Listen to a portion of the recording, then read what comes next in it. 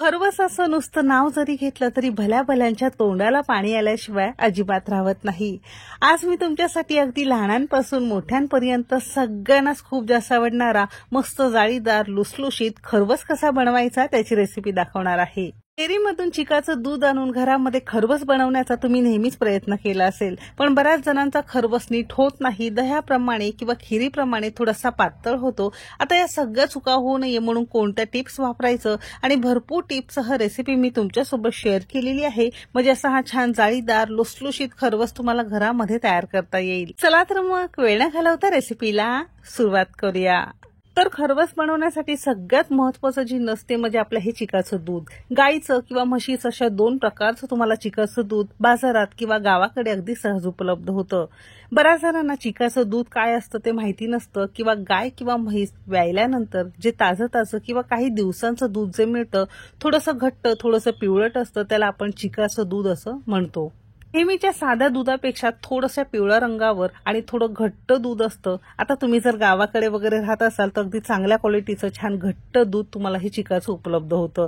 आमच्याप्रमाणे शहराकडे राहत असाल तर यामध्ये दूध किंवा कॉर्नफ्लोअर वगैरे टाकून तुम्हाला दिलं जातं, म्हणून कोणत्याही खात्रीच्या डेअरीमधून किंवा कोणत्याही ज्या दुधाच्या वगैरे दुकानातून तुम्हाला हे चिकाचं दूध घ्यायचं असेल तर खात्रीच्या दुकानातूनच तुम्हाला हे चिकाचं दूध घ्यायचं आहे। गाईच्या चिकाचं दूध थोड्याशा पिवळ्या रंगावर आणि म्हशीच्या चिकाचं दूध थोड्याशा पांढऱ्या रंगावर आपल्याला उपलब्ध होतं। आता तुम्हाला जे चिकाचं दूध मिळत असेल ते तुम्ही इथे वापरू शकता।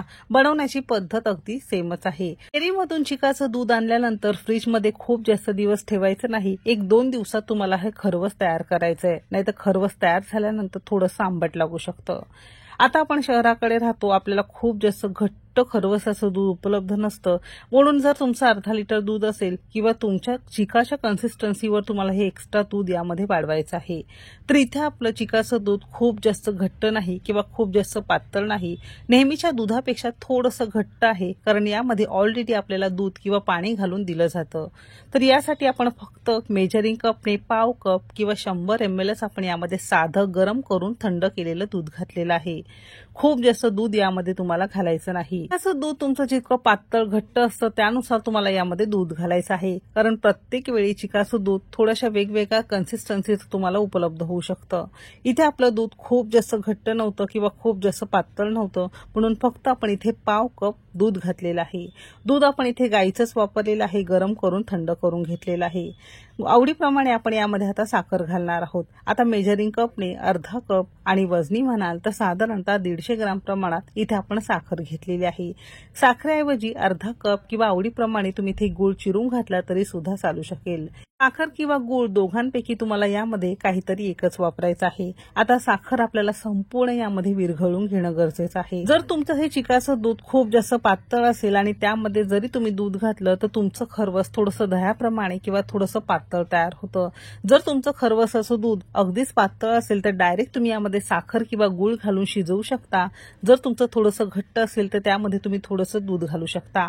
आता नेहमी आपल्याला वेगवेगळ्या क्वालिटीचं वेगवेगळ्या कन्सिस्टन्सीचं चिकाचं दूध डेअरीमध्ये उपलब्ध होतं, त्यानुसार तुम्हाला यामध्ये दूध घालायचं आहे।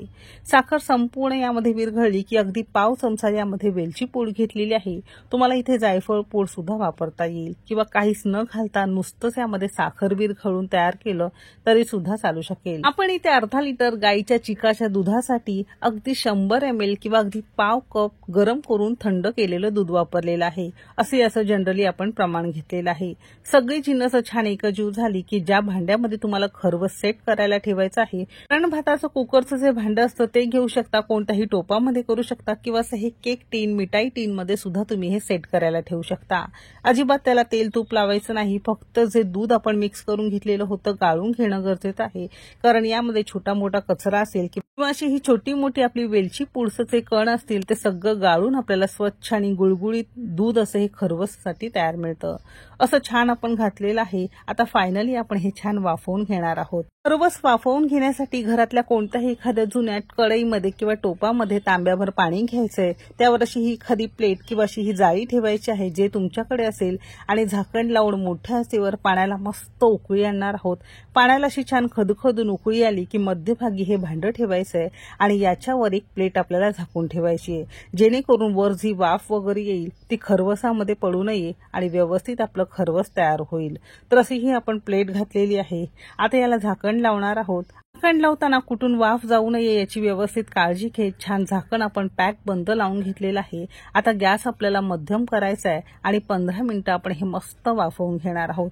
15 मिनिटं मस्त खरवस वाफवून झालेलं आहे। लगेचच झाकण काढायचं नाही, एक 10-15 मिनिटासाठी असंच ठेवायचंय आणि नंतर थोडं कोमट झालं की झाकण काढून वरचं ताट सुद्धा काढून घेतलेलं आहे।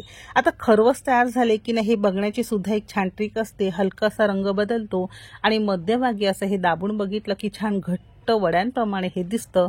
जर तुम्हाला अगदी पातळ दुधाप्रमाणे, खिरीप्रमाणे किंवा दह्याप्रमाणे वाटत असेल तर पुन्हा झाकण लावून एक 10 मिनिटं तुम्हाला हे छान वाफवून घ्यायचं आहे।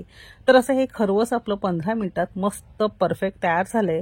चांगलं थंड झाल्यानंतरच आवडीप्रमाणे आपण याच्या वड्या कापून घेणार आहोत। बघू शकता मस्त सेट झालेला आहे, अगदी परफेक्ट झालेला आहे। जर या पद्धतीने तुम्ही खरवस केला तर अजिबात चुकणार नाही। फक्त सांगितलेल्या टिप्स व्यवस्थित वापरा आणि हा खरवस नक्की करून पहा।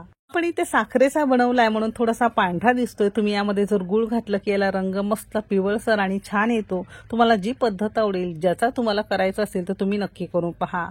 असा हा खरवस एकदाच बनवला की अगदी 2 ते 3 दिवस फ्रीज मध्ये व्यवस्थित राहतो। जास्त दिवस ठेवायचा नाही। मस्त बनवा आणि मस्त हा एन्जॉय करा।